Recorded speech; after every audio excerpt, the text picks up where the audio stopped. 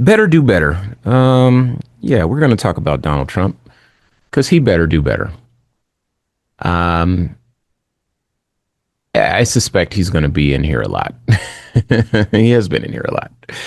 Let's just get into it. This is from CNBC. President Donald Trump on Sunday again signaled that he is ramping up plans to target crime in Washington, D.C., even as data shows that crime rates in the nation's capital are falling. He also issued, and this is what I want you to pay attention to, he also issued a warning to the city's homeless population. Quote, the homeless have to move out immediately. That's in all caps. We will give you places to stay, but far, that's in all caps, from the Capitol, unquote. He wrote on Truth Social. Trump's remarks come as he has increased his rhetoric, about countering crime in the district in recent days after a former member of the Department of Government Efficiency was assaulted in an attempted carjacking. Quote, it's all going to happen very fast, just like the border, unquote, Trump wrote on Truth Social. Quote, we went from millions pouring in to zero in the last few months. This will be easier. Be prepared, unquote. Another quote here. There will be no Mr. Nice Guy. That's in all caps. We want our capital back. That's in all caps as well. And that's the end of that quote. All right. Last month, Trump signed an executive order making it easier for cities to remove homeless people, drawing fire from advocates for the homeless. His social media post is the latest sign that he seeks to follow through on this effort, particularly in the nation's capital. Trump's comments about crime in D.C. are at odds with the data from the Justice Department that shows violent crime in the city in 2024 was at a 30-year low. And homicides, robberies, and armed carjackings have all declined. Trump also reiterated in his social media post that he plans to hold a press availability at the White House on Monday about crime in D.C. In a subsequent Truth Social post later on Sunday, he said that the media availability will be Monday at 10 a.m. He said his remarks will also, quote, be about cleanliness and the general physical renovation and condition of our once beautiful and well-maintained capital, unquote. Okay.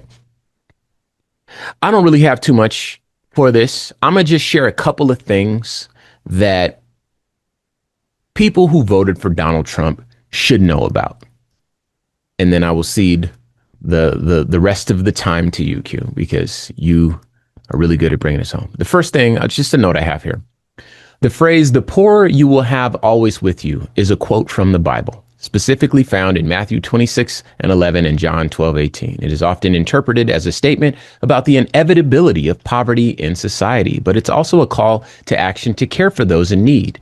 Jesus, when speaking these words, was using a common saying from the Old Testament, emphasizing that there will always be people who require assistance. Okay, so this is for the people who voted for Donald Trump, for whatever your reason. Next note I have here.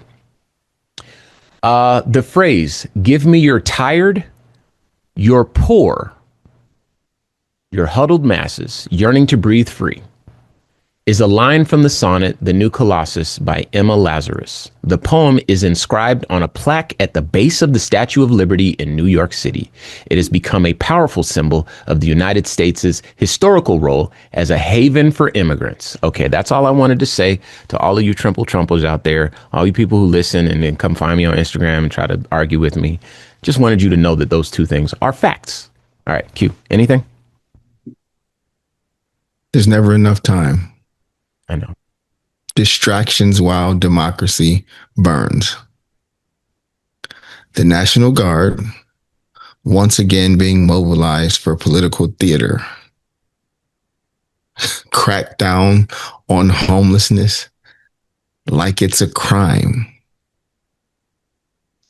The land of the free until it's time for freedom to be expressed. So once again, hundreds of National Guard troops gearing up in D.C., not for an emergency, but for political theater, while homeless people are being treated like criminals. Clean up over compassion. Armies to the city to erase poor people. And then they dress it up and they call it security. Let's clean up the city, but they don't propose building shelters.